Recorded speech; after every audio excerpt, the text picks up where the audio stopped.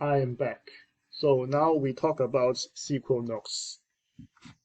Last time when I was talking about phone SQL, embedded SQL, and so on, after we execute a SQL statements, then we also need to deal with the SQL state. What does this mean? So in Oracle SQL, for instance, we have something like we want to find rows. So the rows means every single entry of data. And so here we have the same thing, just that you need to use very specific code to communicate with the SQL, can I say engine, within ACS, for instance. So here we have stuff like this. It's totally arbitrary, but you've got to just know it. So successful execution is 0, and anything else could be something else. I cannot explain further. It's just what it is. And for my exercise, we've only used this one. SQL warning 0. The rest could be useful in other contexts, but we only care about 0, warning 0, and the thing is, they are in an either-or situation. Either you have SQL code or you have SQL state. If you have this already, you don't need this. And here, we also make use of the SQL state code, namely 0, which is successful, same as SQL code here, and 2000 means it's not found. So this may be an example for you. You can use SQL states and so on. Okay, this is just usage notes. And back to the original. See, we are using the same here. So, and it's not exactly well, they are integers, but the thing it works in RPG it is that you also treat integers as strings. So that's why you have single quotes here. So when the SQL state is 0, then the dummy is 0. Well, in my code we have dummy here, but it's just what it is. You don't need to actually use it. It's not important here. And when it's not found, then you have an error message called match not found. It's just the same as what we have in the required outputs. So we have this match not found, and we also have unknown dates. Unknown dates is down here. So the same here, we have when this is another function, subst.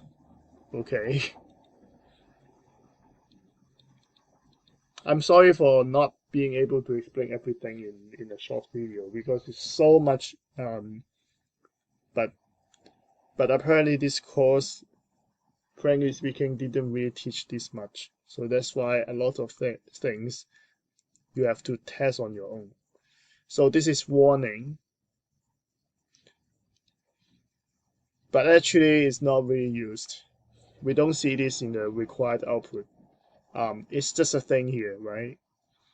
And in other instances, same as Oracle SQL, you also need to check for the exceptions, handle exceptions. And similarly, you have this. So we set out last date called and next call dates before as a binary decimal data type, and they are called indicator variables. That's how we use declare s here. And how it works, it is that when we put it as to suggest invalid, then we say when it's -1, or else if it is 0, then we say dates problem. But it's just for preparation. We don't have it here. So in the subroutines, we have more execute SQL statements. So for instance, we are trying to do the summary info here. So we have multiple. Okay, we have two statements here. We count from context and customer. So what we count this 31 and 33 here. So that's why I told you either you use SQL code or you use the SQL warning, SQL code or SQL warning or SQL state, 3 parts of them. So if SQL code is 0 or the SQL warning is W, so here it says set to W if any other is set to W. This is a warning basically. So this is as arbitrary as can be. I have no way to make it clearer to you, honestly. So we have 2 count statements here. Okay, and next we have determined number of unknown 2 here. So we have another count statement from context where there's no call dates. So for the one with no call dates, this is this one, unique solutions and custom graphics. So match not found. The next one is, so we also set the not found matches. We try to set something for it. So negative 99999. It's just the same as before in 0 and warning and so on. Now you are trying to look for the minimum days and the maximum days. So we select this is a group statement, I believe. This is min and max here. So we set out another variable again. So I think it should be these 3 here. They are all from 2022, not 2023. So 3 of them being the oldest dates. And the most recent is this one, max call date. So it's basically just this column. Typically, we also have something to wrap up, but we don't have to wrap up this time. Instead, we were told to show the user current timestamp and current server. This one is fixed code. You need to just know it that in RDi and AS400 we have the user server variable. So there is a fixed name here: user, timestamp, and current server. And it's a special table called sys-IBM sysdummy1. So what happens here is when we try to call that.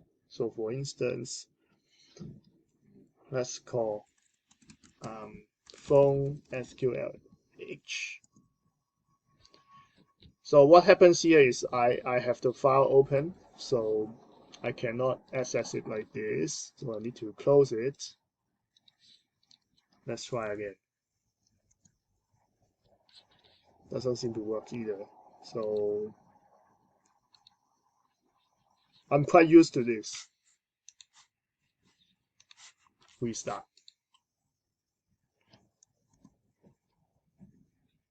It still doesn't work. I can as well spend time on troubleshooting. So what do we do?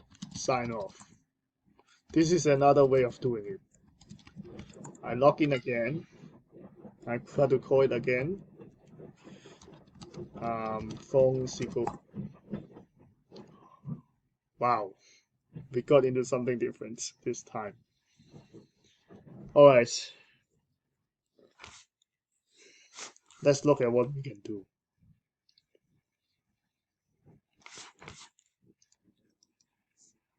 Let me try to compile this again using a new command called create SQLRPGI. Normally it should work. It doesn't matter if the severity is 0, and